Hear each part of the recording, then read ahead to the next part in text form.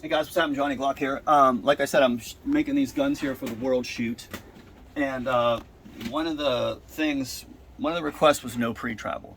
Now you can't do that on a Glock unless you build up the drop shelf. So this is gonna be a real doozy, and you need to have almost proper stuff to do it. But that's what building up the drop shelf entails. I'm putting a set screw at the same angle as. Did you get it? Yes. Okay, so I'm going to show you how to do that. Basically, I'm grabbing a Gen 5. Gen 5s are harder because Gen 5 housings have this, okay? It's a new design that actually disengages the firing pin safety when it comes back in the battery. Whereas these old ones don't have it, so you got a lot of room up here. See how the difference of the two? All right, so a lot of times you could, get a file in there and do that. But what I'm going to do here is I have to drill this, and this is a Irwin 51 right here, wire 50, because I'm going to be tapping a I think this is a 256 right there, 256 that I'm going to be tapping. So, and these are kind of hard to. You got to be doing this for a while to know how to get this. But what I'm doing is I just created the drop shelf at the same angle as the. Okay, so that's a hair off. I'm going to bring it, just loosen this a bit and just do a little push there. So that's more what I'm looking for. All right, got to make sure you have a nice brand new bit, because it's going to want to move. And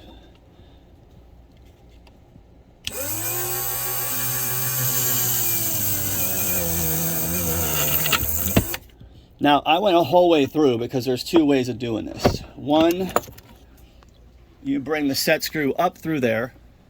Okay, that's one of the ways. So I'm going to have to tap all the way up through there, which is going to be very hard with this. But we can. Not gonna, people always call me doing that. But for this video, I'm going to tap it from the bottom down. So I'm just going to take my 256, tap. It's taper tap. I'm going to make sure that I am holding it at the same angle. And I'm just going to take it down through 5 or 6 turns and back it back out. Okay, so there you go. That's done. As you can see, it's a pretty precise hole. All right, that's drilled and tapped. Next thing you have to do, I'm going to take one of these little set screws. Since I'm going to be, normally if I was going the opposite way, I was going to put a ball, I was going to dome that, mushroom that, but I'm going to have to do it on this side because I'm tapping down through for the video. And this works. You just have to, and what I'm going to do is I'm going to chuck that up in a drill. You have to make sure you have a very small drill like this for chucking it up. And you can show this way. So I use these. I use a bunch of different stuff, but for this I'm going to use a work sharp. Basically, I bring it all the way to the end, so I have this flex right here. So when I'm sanding this, and I'm doing it underneath a 3 diopter here, when I'm sanding this, I'm just trying to create a dome on the top of the.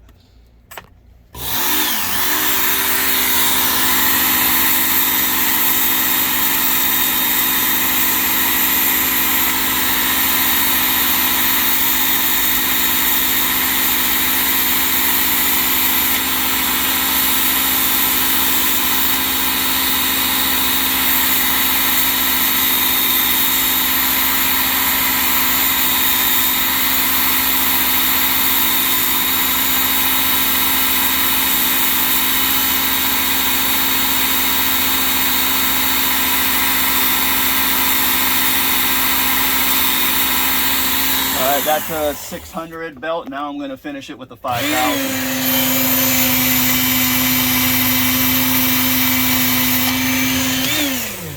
And that's going to pretty much give me what I'm looking for on top of that. It's probably really hard to see, isn't it? Oh no, it fell out. All right, so where is my tool? So here's my tool right here.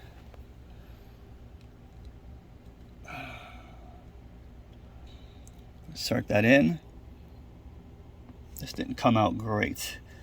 Then I'm going to use this. This is Loctite 425. I don't want this moving. This is designed for specifically for steel to polymer applications or plastic applications. It's an adhesive. And I'm going to, and it's already biting because I only went down so far.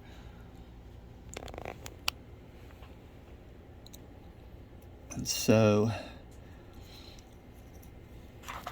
that's basically it right there. You want to be able to, and that's sticking out too far. I'm gonna dial it in because I only need the trigger bar to sit on there. Let me grab a trigger bar real quick. It's gonna be a Gen 5, so I'm gonna grab a Gen 5 bar. That way, when it is sitting in pre-travel, I have a lot more room right there. I can take it all the way off the shelf, and you can see okay, so that's in the shelf right there. That's on the shelf, but you can see it's actually past the drop shelf. So you're sitting on it right there. So when it drops, the only thing you have to make sure is that when you're doing this, you have this side to hold too. But when I'm doing this, every once in a while, I'll break this right here, that square, because I want that to be smooth. So when it resets, it has to roll back up.